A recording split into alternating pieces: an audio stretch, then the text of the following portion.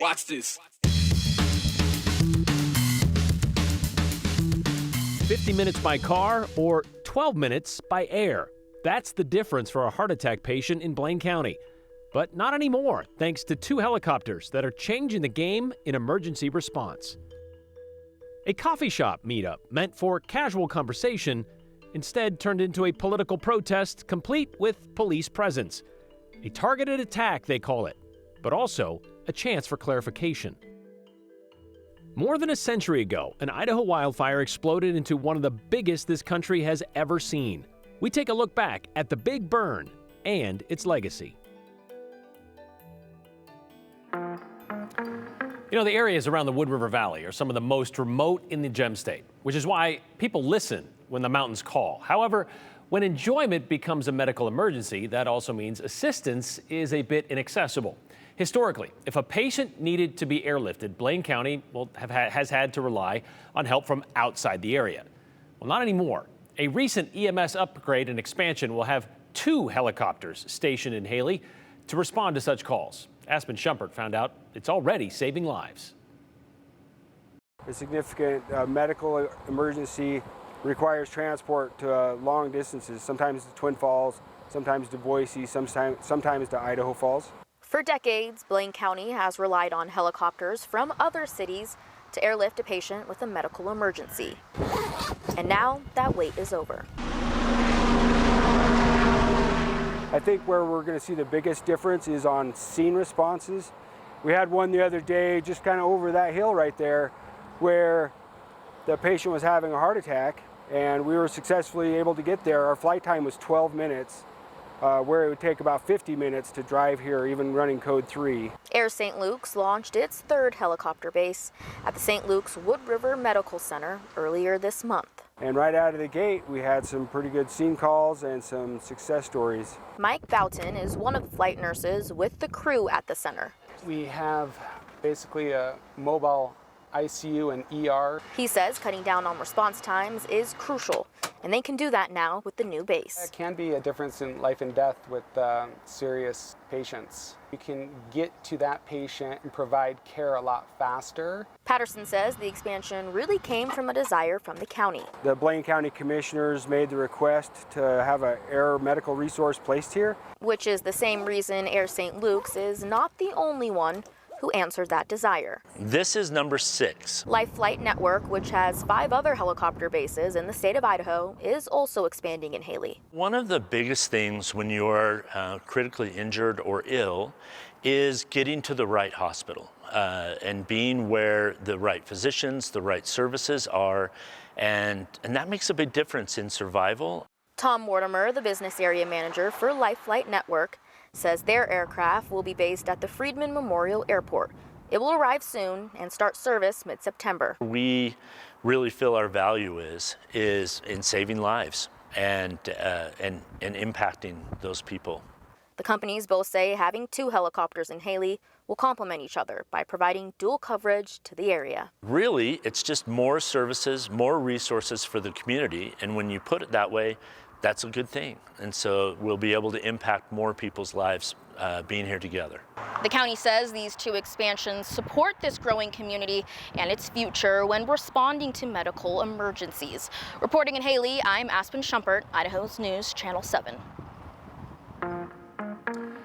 To call the Israel-Palestine conflict a delicate matter could be the understatement of the year, or rather the century.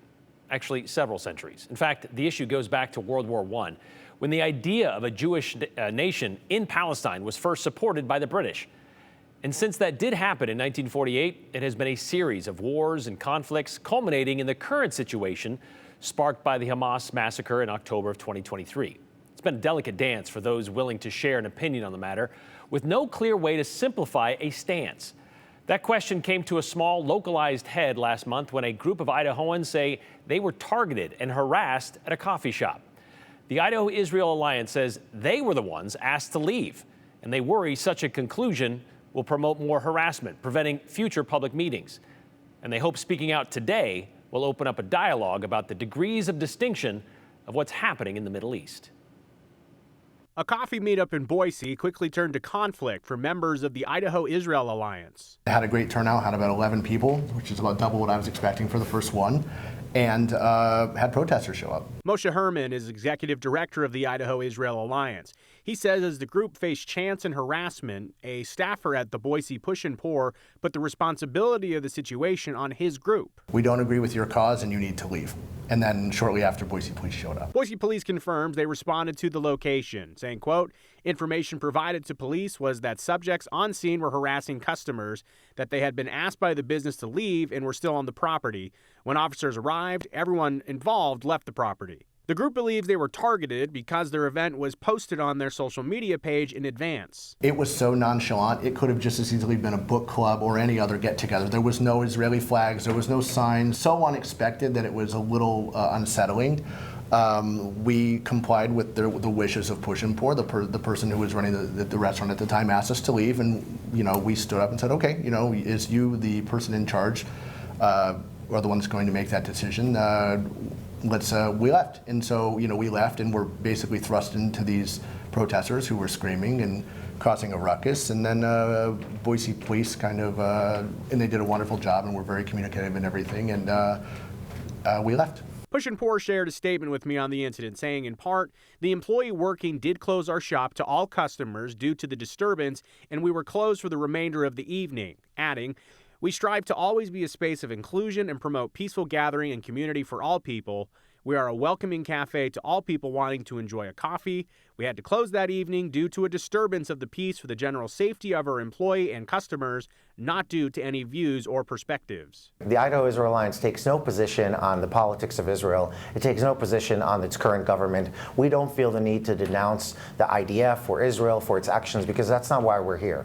We're not here to support anyone blindly. We're here to fight for the Jewish community in Idaho and make sure that the world knows that Idaho stands with Israel because of its shared values. Don Berger is founder and board chair of the Idaho-Israel Alliance. He shares concerns about the concept of intimidating a group to discourage them from getting together. The idea that people can't get together without folks chanting death to the IDF, you're killing babies, stop the genocide, when we're just literally talking over coffee. We were paying patrons in this establishment. The complicated nuance of the conflict in the Middle East is easily lost when lines are blurred between actions of the Israeli government and members of the Jewish faith who support the existence of a Jewish state. Unfortunately, it's two very different things. The reason the Idaho-Israel Alliance believes that anti-Zionism or anti-Israel sentiments are anti-Semitic is because it denies the Jewish people's right to self-determination. Jewish folks are ethnically different. They have genetics that prove that. They go back all the way 3,000 years to the Middle East. The Idaho-Israel Alliance says they're working on education in the community and have tried to have real conversations with critics. And in fact, kind of after the situation, we've asked these people several times to get together and have a discussion, have a debate with us, and it's always either a sarcastic laughing but never a yes. And I think at the end of the day, that's not their intent. The Idaho-Israel Alliance says they're working to draw attention to a rise in anti-Semitic incidents in the state of Idaho in recent years. Regionally, groups like the Anti-Defamation League point to a rise in reported incidents since 2022. Anti-Zionism is anti-Semitism, and that's what we work on educating folks about. And there is this line that's blurred, and anti-Israel sentiments, which are totally fine, are bleeding over into anti-Semitism, and that we really worry about that, and we want to make sure that doesn't happen on any campus in Idaho or any street in Idaho. And the Idaho-Israel Alliance tells me they plan to continue their meetups. Again, Brian, this was the first time that they had tried to meet up at a coffee shop like this, and they had actually told the establishment they had planned on being there. They gave them a heads up, hey, we're planning on meeting as a group, and they were welcomed at the time. Okay, are they planning on going back? I don't think they're going to be going back to that location specifically. Okay, so my question is, if the employee of Push and Pour says, we don't agree with your cause and you need to leave, did Push and Pour have anything to say specifically about that, about the employee saying that? They did not, and they actually just addressed the whole situation as a whole. We showed you some of their statement there. I did send a follow-up email to ask some more questions, see if they were interested in going on camera. Did not receive a response. All right, thank you very much, Joe.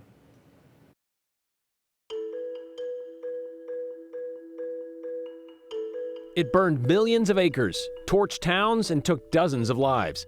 The Big Burn has yet to give up its spot as the largest in our nation's history, but it did change the way we fought wildfires more ways than one. You got any burning questions? We like hot takes too. Text them to us, 208-321-5614.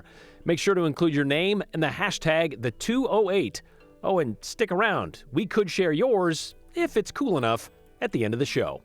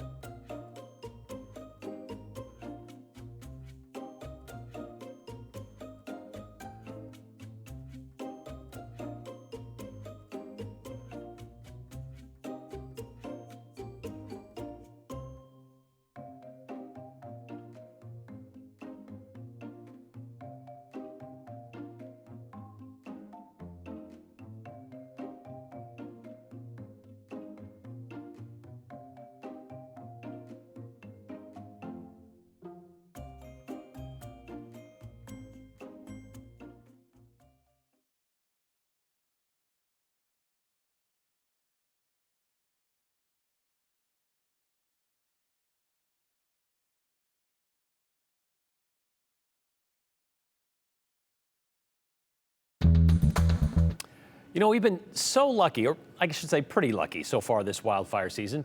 Barely more than a handful of significant fires, which have allowed for pretty decent air quality this summer. That's not to say we are out of the woods yet, to borrow a phrase, especially with the rock fire burning about 5 miles outside of Donnelly right now. Conditions there could change, and any small fire could explode into a catastrophic event. That's exactly what happened 115 years ago. That summer, there were several thousand small fires burning across northern Idaho and Montana, but the threat to nearby towns of Wallace and Mullen, was thought to be minimal on August 16th, according to the Idaho Statesman. The real danger thought to be over, that headline says, if you could see it any closer. Meanwhile, within days, the danger became real. The combination of drought and hurricane-force winds formed the perfect storm to fuse these small fires into one great big one. It burned thousands of miles of forest across 2 states in 2 terrifying days and nights, leaving destruction and death in its wake. The Great Fire of 1910, or the Devil's Broom, or the Big Blow Up, however historians refer to it. August 20th, 115 years ago today, marks the beginning of the Big Burn, still considered the largest in American history. The fire consumed the Clearwater and Nez Perce National Forests. Homesteads and towns in that area were really, really impacted. It was absolutely devastating. Having a fire that big, burning that much land, was truly an event that the nation hadn't seen or understood up until that point. The Big Burn, or as some historians call it, the Big Blow Up, was one of the biggest fires that the nation had ever seen. That year had been an extraordinarily dry year, and so a lot of different fires had been popping up. Some of them were man-made, some of them were caused by electrical storms, others were caused by coal-powered locomotives going through and throwing embers. All of those small fires combined into one really incredibly massive fire. The entire east end of Wallace, Idaho was completely devastated. So there's some really tragic pictures of the toll that the fire took on that town in particular. One of the things that really came from it was the stories of just how devastating and terrifying that fire was. The pine sap inside would get so hot that trees would explode. Fireballs moving across little canyons. Those natural breaks like rivers and lakes didn't stop that fire. It really was a firestorm. hurricane speed winds were blowing everything out of control.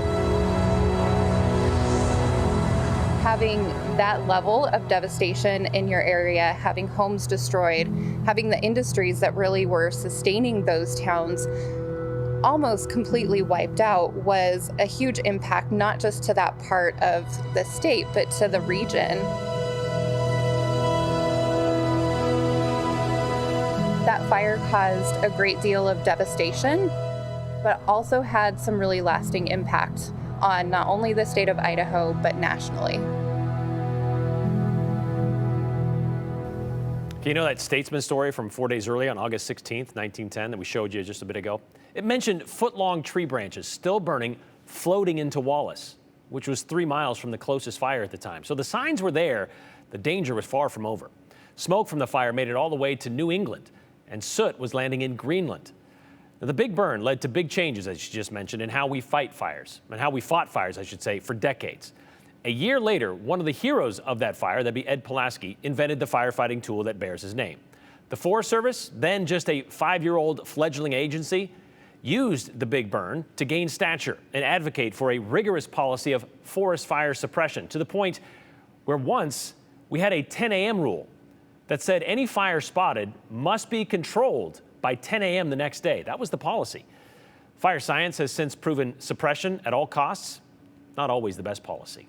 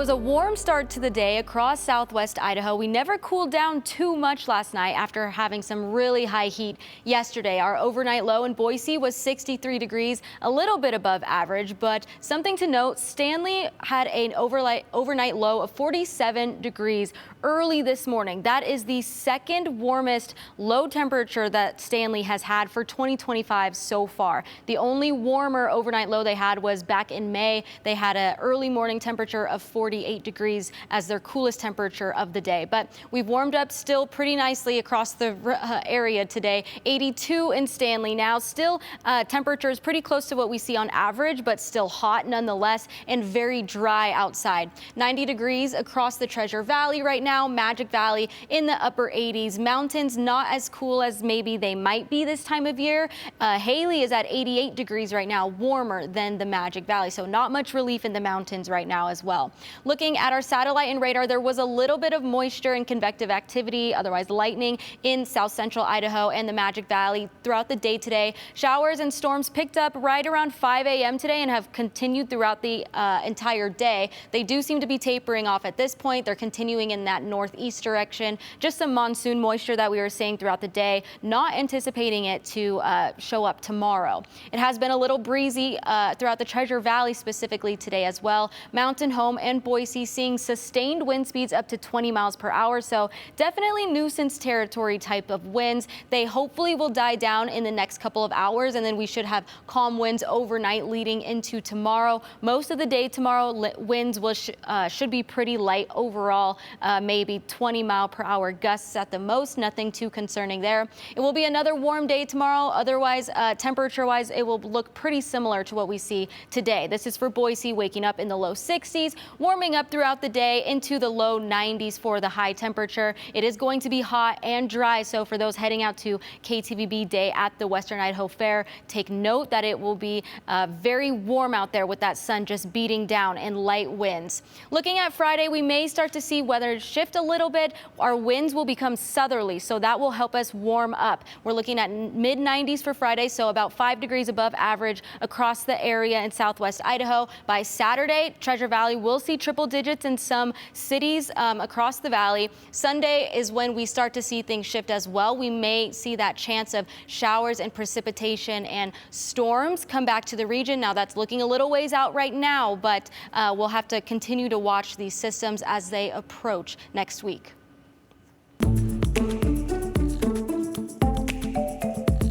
Well, it wouldn't be summer without some blue algae blooms across southwestern Idaho. Health officials say people should avoid Lake Lowell, the latest body of water, right now because of an active bloom.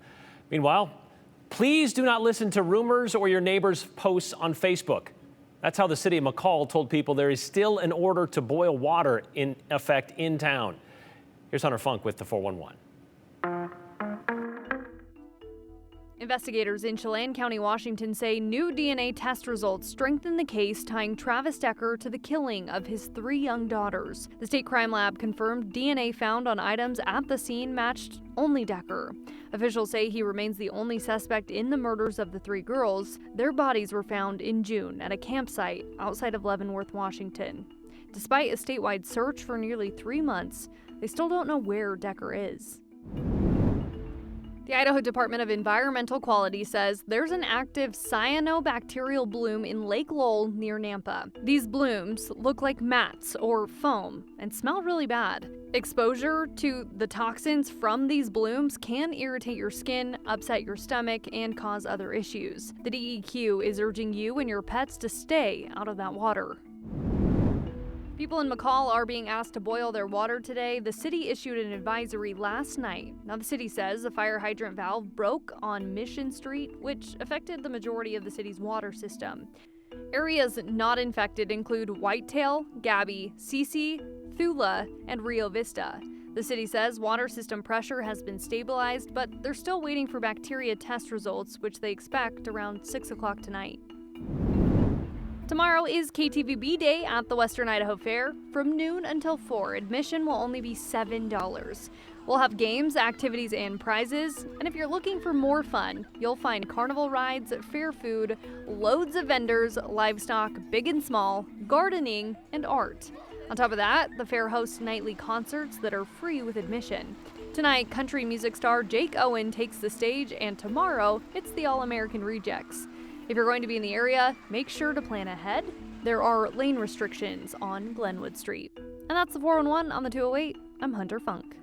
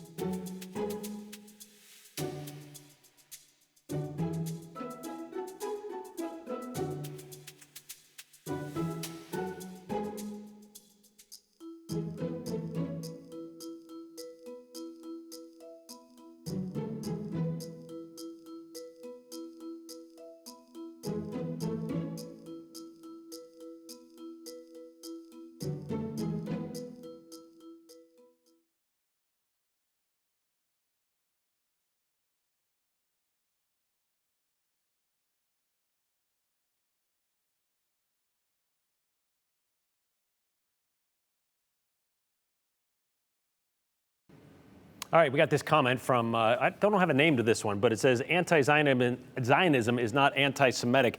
And tried to quote Moshe during the story that Joe did. We don't take a political stance, but we fully support what is being done by Israel.